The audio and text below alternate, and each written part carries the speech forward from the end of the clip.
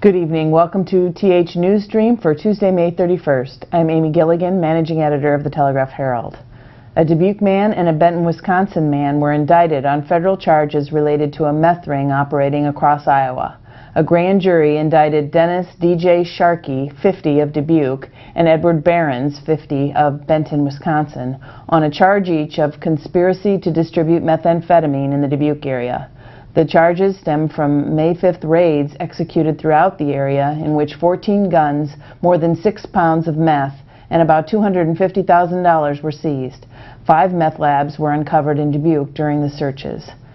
Dennis Sharkey's brother, Jeffrey J. Sharkey, 34, of Greeley, Iowa, was arraigned last week in Iowa District Court for Delaware County on a charge of manufacturing methamphetamine. Authorities found evidence of a meth lab at his home during a federal search warrant execution also on May 5th. 7 Dubuquers, also accused of being part of the meth ring, also entered not guilty pleas to their charges. A strong storm front that blew through the Dubuque area on Saturday damaged the roof of Sageville Elementary School north of Dubuque, requiring the school to call off classes for today.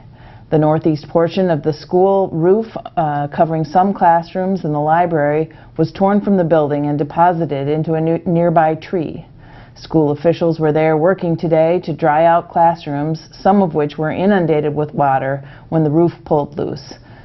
Principal Jean McDonald said the third graders will be moved out of their classrooms, which were much of the damage occurred, for the remainder of the school year. No one was in the building at the time and no one was injured. No injuries were reported after a Dubuque community school bus hit the boom of a sprayer machine at about 9 a.m. today on Old Davenport Road. The accident happened at the edge of Dubuque County in Jackson County.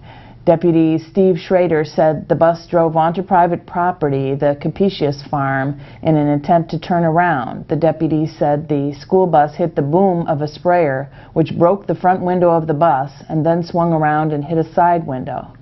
Schrader said the damage estimate for the school bus and the windows was about $3,000. Students were inside the bus at the time and none were injured. Students were picked up by another bus for transport. A fire early Monday in Platteville that caused at least $150,000 worth of damage might have been caused by illegal drug manufacturing, according to authorities. No one was hurt, and police said today they have arrested 2 people.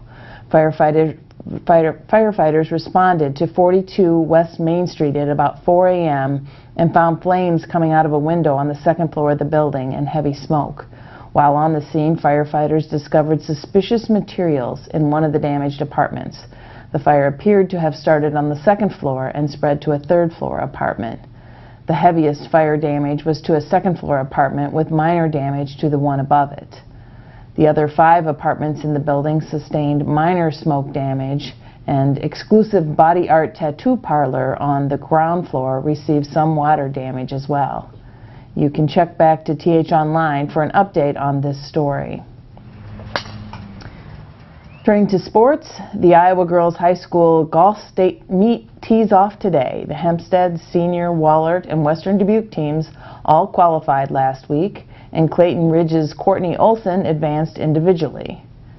The Class 5A meet is set for today at Lake Panorama National Golf Course in Panorama, while the Class 4A field competes at Coldwater Links in Ames, and Class 2A takes place at Jester Park Golf Course in Granger. Visit thonline.com for Steve Ortman's complete coverage of the first day at Golf State. That's today's TH Newsstream report. You can check back on TH Online for updates and read more in tomorrow's Telegraph-Herald.